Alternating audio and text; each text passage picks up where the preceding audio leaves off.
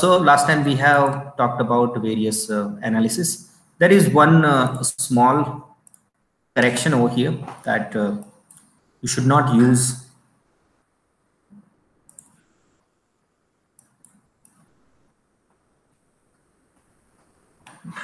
Okay, can I take it over here? Okay, so there is a small correction. Earlier I was using here GNDD, but GNDD is taken as actually acting as a VSS, where it's taking as exactly opposite voltage of what we are giving as VDD. So that makes some problem, and because of that last time the simulation was not possible. So I suggest use GND for your maybe better understanding. I can tell you now, use instantiate by I, and then use GND rather than using GNDA or GNDD, and place it over here. This is hardcore 0 volt. So you can copy from Control C and you can place it wherever you want. Control C, and then you pick it up. Right now the capacitor which we have kept 100 micro, and other than that, these values in V pulse, I gave V low voltage as 0, V high as 1.2 with period of 1 micro. This is period, and pulse width as exactly half of that, so that you can have the square wave rather than the rectangular wave. You can give rise time and fall time as some value. I used it 10%. If you don't use it, it's some default value will be taken. Generally, that default value is 1% by the way, right? And this is the delay time. So I delayed the whole pulse or the square wave by 0.5 micro. So that is what I did in this one. Okay. So now let's go back to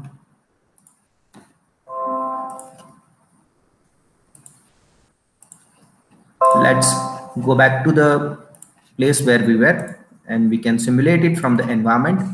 While doing this, you need to know that model libraries has to be added. If it is not added, go to library, add model library, and 130 nanometer bulk needs to be chosen. You can choose 180 nanometer as well if you wish. However, for all my assignment things, I have given 130 nanometer as a preferred technology. And thereafter, you need to choose some analysis. Notably, we can choose only one analysis at a time, either DC, transient. So let's start with the DC analysis, where you are doing the DC analysis, and you can keep you can annotate all the values of DC voltage and current on a respective node.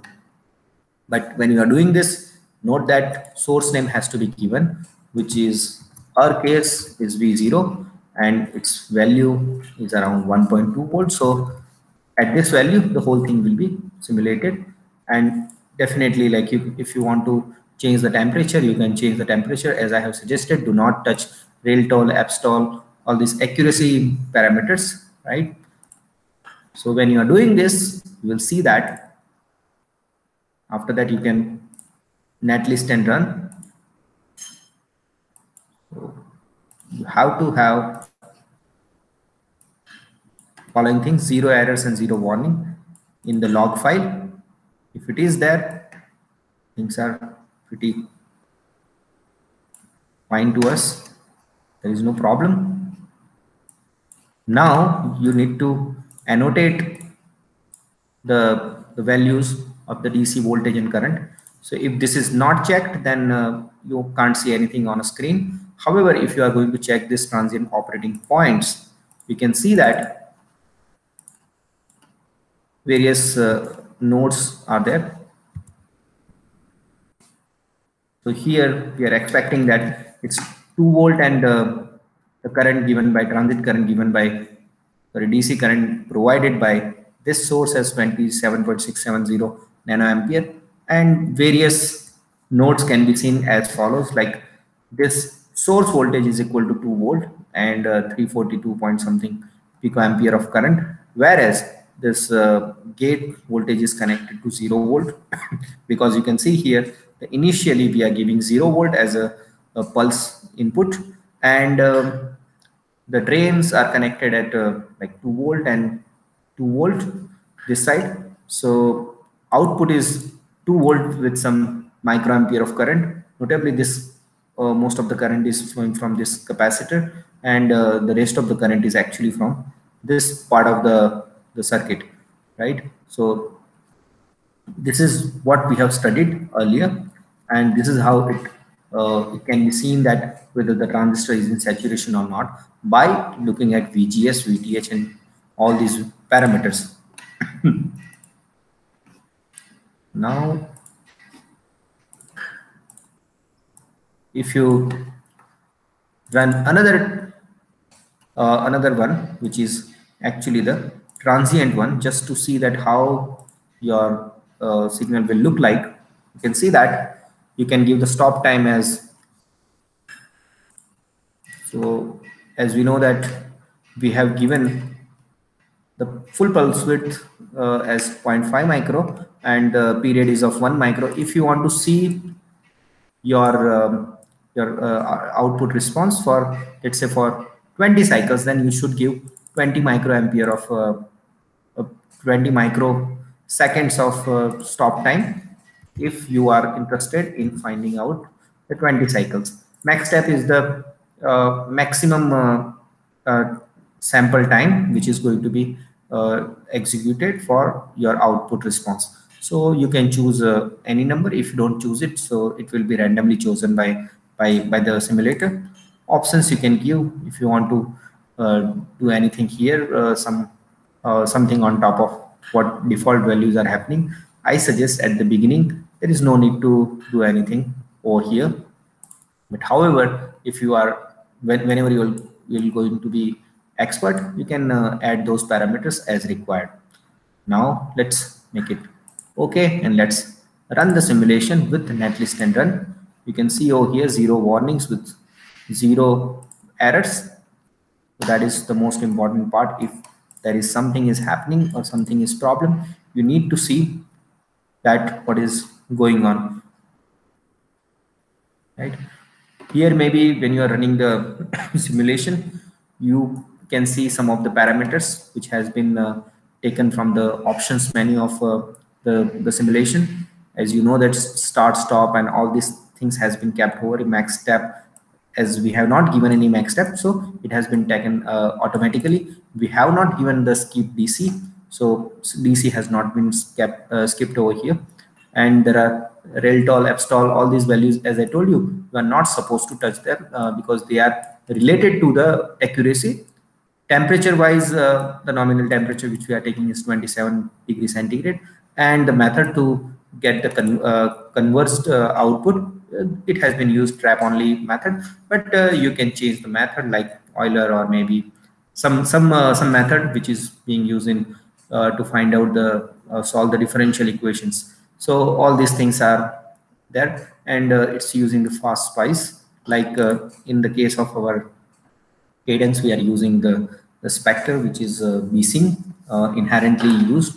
So all these things are there, and this is showing the overall time which has been taken by the CPU for doing the whole simulation, so which is around 1.788 seconds. So at the end, like, this is the output log. It's after check what is happening. So all these things are written here. As I told you, it's very important to have 0 errors. If there are some errors, you cannot have the output. So this is what you need to keep in your mind. Now let's assume that you want to see the output which is running with respect to time. In the DC, we were annotating the transient operating points, so that is being shown over here. But if you are interested in finding out maybe the outputs, you can click this. As I told you, if you are interested in finding out the voltage, you have to go to the wire. If you are interested in finding out the current, you have to go to the node. It's unlike of what we have studied in the books. So if I'm interested in looking at following things like VDD, Vout. Simultaneously, you can see that output is being plotted over here, and the things, right? So, and other than that, VDD. So note that when we are doing this add to outputs, it will add the whole thing at the output side, which is here. So whatever the signals are kept over here, those are going to be plotted. So these are the signal names which have been kept on wire. So you can see here, we have the output. But notably, when we have done this one with even 130 nanometer bulk technology, what I have done something here where VD is not equal to 1.2 volt. So that's why it's moving beyond that value. I recommend that you should use VDD as 1.2 volt, and that is what here acting as VD, going from logic 1 to 0, and this is also acting as a logic 1. But when we were keeping 2 volt, this was not having enough noise margin, and it was considered as logic 0 always as an input, and that's why you are seeing the output as logic 1. But now when you are going to run the simulation, we have the design variable, which is C load, whose value needs to be given here. So start value, let's assume that start value is something like 100 femto, and you want to go till 100 femto only. You can then increment by every 100 femto. So you will have different 5 simulations will be seen.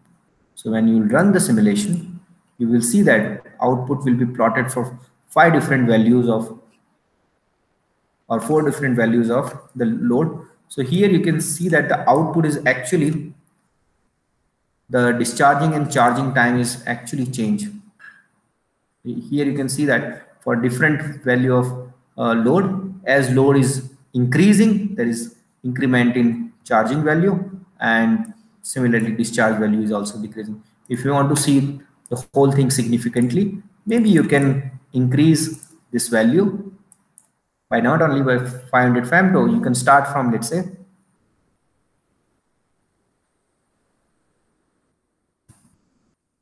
from 1000 femto till 1000 femto, and you can make the increment by 1 pico. By the way, start value is also 1 pico. You can see what is happening till 10 pico. 10 pico will give you some significant number. So here you can see that the charging and discharging time are increasing. The last plot is the one where the C load is 10 pico. If I go further, not only this one, if you are taking it from 10 pico, adding everything by 10 pico, and you are going till 100 pico,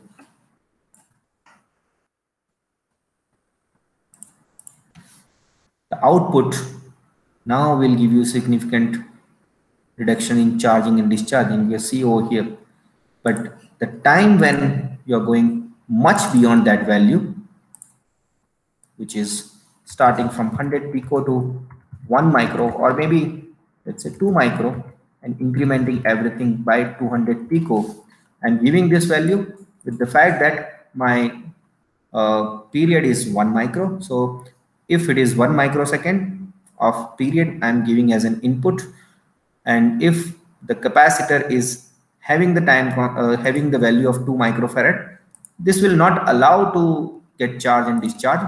So things will be little bit complicated, and you can see that the output, earlier it was charging and discharging, still time was there, but after the time when it reaches over here, it's actually reaching the value where it's almost 1.2 volt, or sit at digital logic 1 or digital logic 0. So there is no room for charging and discharging. So that is what I wanted to show from here in the transient analysis. We can stop this analysis otherwise. Like, so you understand that if you want to touch the time constant or the RC time constant, you can tune the value of C load. By the way, C load value is depending on the input capacitance of the next stage. So generally you can't avoid it to do this one. But if you can avoid it, it's the best thing. Like you can keep this C load as small as possible, and which is with respect to what input you are going to give it. So this is going to tell you the operating speed of your inverter also with the time constant. So that is the maximum frequency at which you can run your inverter. So another thing is, rather than doing this, you might do following things. Like C load is fixed to, let's assume that it's fixed to 0.1 micro. So it has enough place.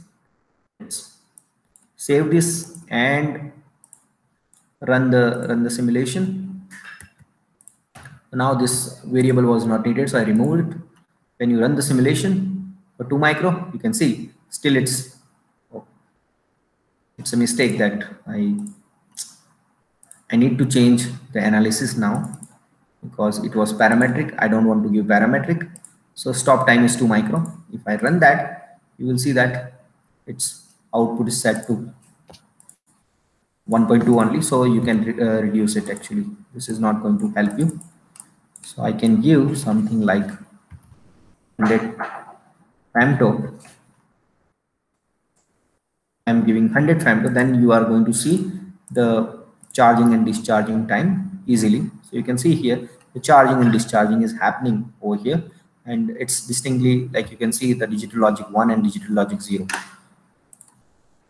Now let's assume that you want to tune this propagation delay by tuning not only the load capacitor, but you want to tune it by the W by L of this one. So let's assume that I want to see what is the effect going on. If you remember, if I am going to increase the W, my resistance is going to be reduced. If you remember that, because our on resistance, I'm calling it P width, so that I'm moving that, and I'm going to use the parametric over here. So I fix this one. Sorry, I fix the W by L of NMOS, and I'm moving this just to understand that how the RC time constant is getting worse or becoming bad, becoming good. If it is time constant is getting worse with increasing W by L, this gives you the fact that the increasing W by L of PMOS is actually increasing the resistance, right? And becoming worse, you understand that the charging and discharging time you will observe. Okay, so in that case, let's add the variable over here whose value is P width, whose default value is 1 micro, right? And you are running the simulation, which is parametric. Now you will change this particular variable name to P width. Now P width will be changing from 1 micro to understand, let's give 100 micro, and let's increase this by every 2 micro. When you are going to run the simulation, so now you can see that this whole thing is changing from logic 1 to 0.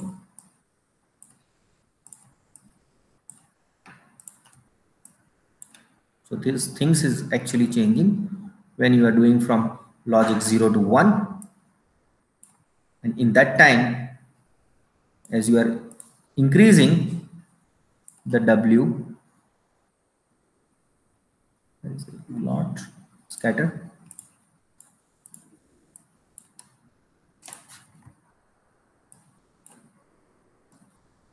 Okay. You can't, okay, there is no option of taking all the traces together. So anyway, so the main thing is this is 50th number, and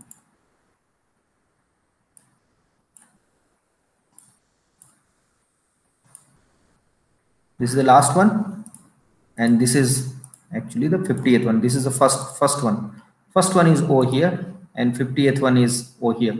So you can maybe make the calculation, and you can find out how this RC time constant is changing, and you can also understand that the increasing W is going to decrease or increase the time constant, and this will give you help in finding out various propagation delays going from low to high and high to low. So this is the one thing which we can do over here with the fixed value of capacitor. But now, other than that, you might be interested in finding out some of the expressions, like you want to do something like the name of the expression, and when you are doing this, you can see that if you want to add some of the voltages, some arithmetic operations, if you want to do, you can apply on the respective signal. If you want to use some of the constant, unfortunately we have only one constant, which is 22/7 or 3.14. But if you want to apply some sort of arithmetic operations like square root and other things, and dB, decibel, and yeah, so all these things can be done over here. If you want to take the square root of the signal, if you want to take the square of that, log base 10, log base 2, so all these things are possible, and if it is required, you can use that. Okay, so this was one thing.